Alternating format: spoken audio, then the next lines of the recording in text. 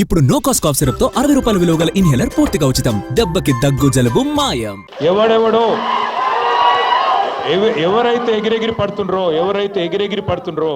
ఎవరైతే అతి చేస్తుండ్రో ఎవరైతే రేవంత్ రెడ్డి కంటే ఎక్స్ట్రాలు చేస్తున్నారో వాళ్ళందరికీ నేను ఒకటే మాట చెప్తున్నా. నేను ఇదివరకు కూడా చెప్పినా మళ్ళీ కూడా చెప్తున్నా. బరాబర్ ప్రతి పేరు రాసి పెట్టుకుంటాం, ప్రతి ఒక్కరి మాటలు యాది పెట్టుకుంటాం. ఇదివరకు లెక్క మాత్రం ఈసారి ఉండదు. అన్ని లెక్కలు హిసాబ్ కితాబ్ సెటిల్ చేసే బాధ్యత నాది. సురేంద్ర ఒక మాట అన్నాడు, వాస్తవం అది. 10 ఏళ్లలో ఎన్నడూ మాకు ఇక్కడ అవకాశం రాలే అని ఒక మాట అన్నాడు, వాస్తవం. 10 ఏళ్ళు మేము ప్రభుత్వాన్ని నడిపినాం, రాష్ట్రాన్ని నడిపినాం.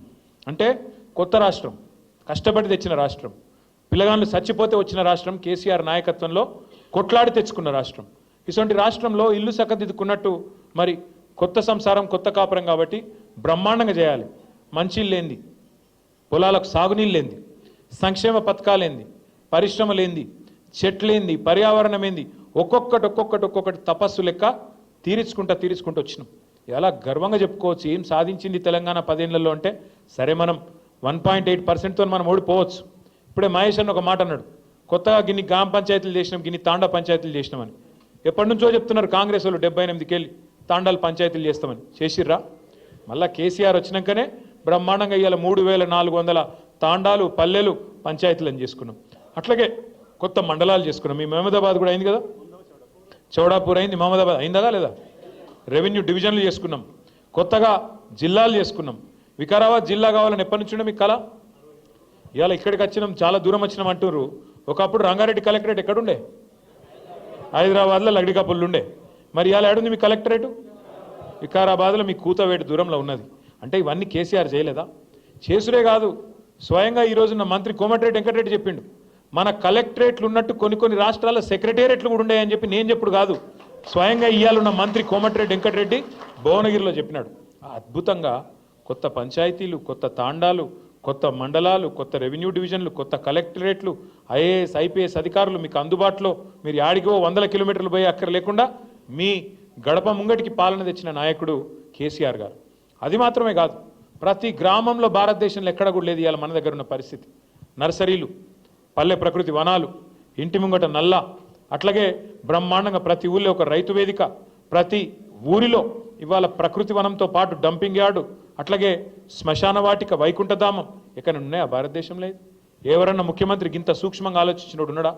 పల్లె ప్రగతి, పట్టణ ప్రగతి ఇంత పెద్ద ఎత్తున ఆలోచించి ఇవాళ ఈ వర్గం ఆ వర్గం అని కాదు, రైతులు కడుపులో పెట్టుకుని చూసుకున్నారు కేసీఆర్ గారు. 24 గంటలు కరెంటు వ్యవసాయానికి ఉచితంగా ఇచ్చిన ముఖ్యమంత్రి భారతదేశంలో ఎవరైనా ఉన్నారా? స్వాతంత్రం వచ్చినాక ఒక్కడు కేసీఆర్. 73,000 కోట్ల రూపాయలు రైతుల ఖాతాల్లో 11 విడతల్లో జమ చేసిన నాయకులు ఇంకెవరైనా ఉన్నారా భారతదేశంలో ఇప్పటి వరకు? కేసీఆర్ తప్ప. మరి నేను అడుగుతా ఉన్నా, ఇవాళ తప్పెవరిది? మనది, కార్యకర్తలది. సార్ పనిచేసిండు, కానీ ప్రజలకు అర్థమయ్యేటట్టు చెప్పుట్లో మనం ఫెయిల్ అయినాం, మనం విఫలమైన. ప్రజలకు మనం చెప్పుకోలే, వికారాబాద్ జిల్లా చేసినామని చెప్పుకోలే, బ్రహ్మాండంగా కొత్త పంచాయతీలు చేసినామని చెప్పుకోలే, తాండాలకు మరి ఇవాళ 6 నుంచి 10% రిజర్వేషన్ గిరిజనులకు పెరిగిందని మనమే చెప్పుకోలే. ఏ రకంగా ఇవాళ తెలంగాణలో 10 ఏళ్లలోనే ఎన్ని విషయాల్లో మనం ముంగటికి పోయినామో చెప్పుకోలేకపోయినాం. అవతలోడు ఏం చేసిండు, దాన్ని అండగా పెట్టుకుని మనం చెప్పుకోలే. అవతలోడు వచ్చి ఆశ చూపెట్టిండు. కేసీఆర్ 2,000 ఇస్తుండా, నేను 4,000 ఇస్తా. కేసీఆర్ లగ్గానికి 1,00,000 రూపాయలు ఇస్తుండా, నేను మీదికెళ్ళి తులం బంగారం ఇస్తా. కేసీఆర్ ఇచ్చే 1,00,000 రూపాయలు పెళ్ళి అయిపోయినాక, లగ్గం అయిపోయినాక 2 నెలలకు వస్తున్నాయి.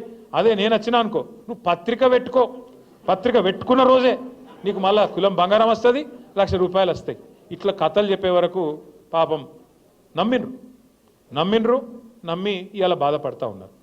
మీరు నేను మనందరం కార్యకర్తలుగా మనందరం